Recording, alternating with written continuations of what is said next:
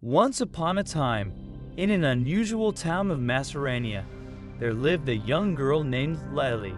Lily was known for her adventurous spirit and her never-ending curiosity.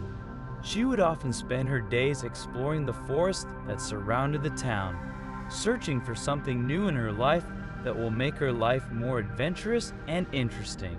One sunny afternoon, as Lily was walking through the dense forest, she stumbled upon an ancient-looking key half buried in the ground just beneath a massive tree. It gleamed faintly in the sunlight. At first, she was staring at the key for 1 minute thinking whether she should pick it up or not.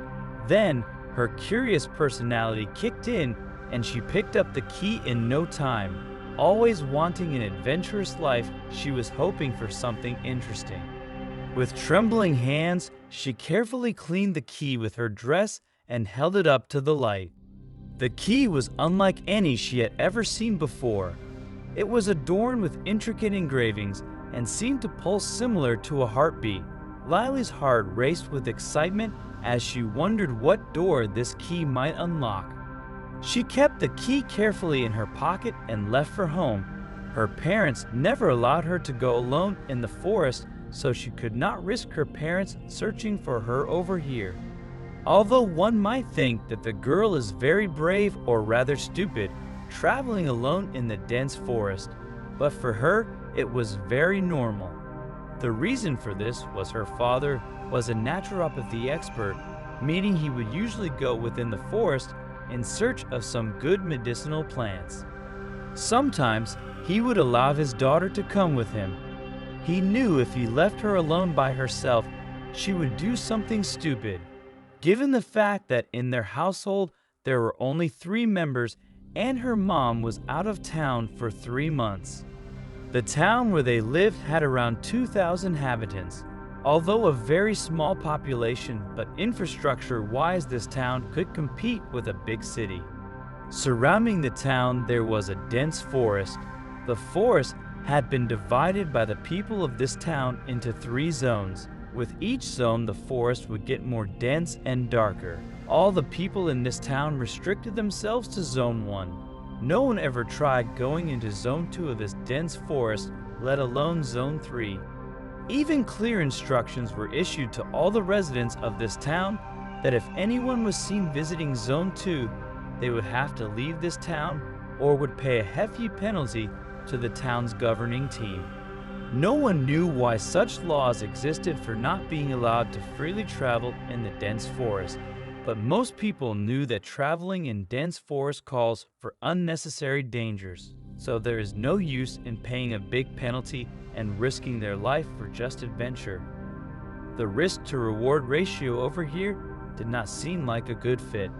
Zone 1 is around 25 kilometers long. Zone 2 is 50 kilometers and Zone 3 is thought to be around 100 kilometers long, but no one exactly knows how big Zone 3 really is. Upon reaching home, Lily pulled the key out of her pocket and kept it under her pillow. Being a young girl, any precious thing she used to find in the forest, she would usually keep it under her pillow. Then, when she gets bored of it, she would throw it in the dustbin and start looking for something new and exciting. Next day, determined to solve the mystery, Lily spent hours searching for a door that matched its unique design, but no matter where she looked, she couldn't find a match. Just as she was about to give up hope, Lily stumbled upon an old abandoned mansion which was left untouched by the residents of this town. The mansion had long been rumored to be haunted. There were many stories circulating about this mansion in the town. No one knew where these stories began of it being haunted and how it became haunted, but no one dared to test their luck by going inside. It was a very old building and looked very much like a haunted place. Even during afternoon, when the sun is at its peak, this place still looked gloomy and dark. Its windows were completely covered by dirt or maybe mud, and its gardens overgrown with weeds. But to Lily, it seemed like the perfect place to begin her search. With newfound determination, Lily pushed open the rusty gate and made her way up the crumbling path to the mansion's front door. After secretly trying out hundreds of doors, including residence houses, school and churches, she wanted to give this a last try. She hesitated for a moment, her heart pounding in her chest, before inserting the key into the lock. To her amazement, the key was too big for the lock. Now she had lost all of her hopes, and just when she was about to throw this key out in the garden, she noticed another door which leads inside this mansion. It was a very small door, just 10 meters away from the main one. Although she had no energy left in her, she still wanted to give it a last and final shot. Again, to her amazement, the key was too big for this door as well. Now she was really angry and in a really bad mood. Cursing her luck, she smashed her head on the small door. A small wooden piece covering the middle part of the door suddenly fell off.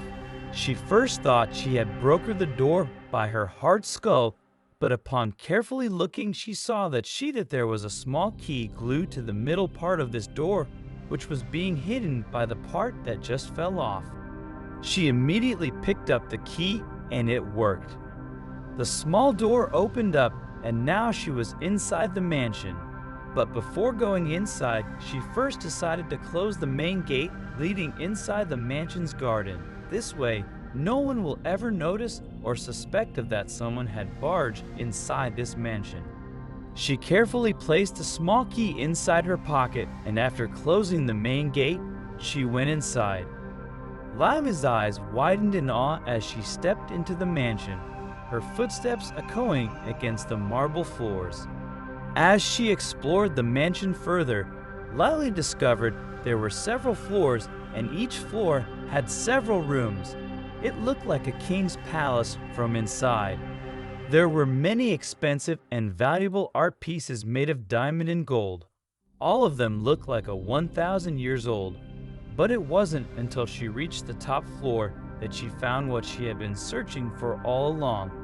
In a small, dimly lit room tucked away in the corner of the mansion, Lily found a chest decorated with gold ornaments sitting on top of a dusty table. With trembling hands, she inserted the magical key into the chest lock, and it worked. With a soft click, the chest swung open to reveal a dazzling array of jewels and riches sparkling in the faint light. But among the treasure, Lila's eyes fell upon something even more precious, a tattered old journal bound in faded leather. She was already very happy being able to find the lock for this key, but now she found out something even more interesting. The tattered old journal kept along with these expensive and shiny jewels caught her eye. She immediately picked it up and eagerly, Lily flipped through the pages of the journal, her heart racing as she reads the tales of adventure and mystery penned by the mansion's long-forgotten owner. With each turn of the page, she felt as though she were unraveling the secrets of the past, piecing together a story that had long been lost to time.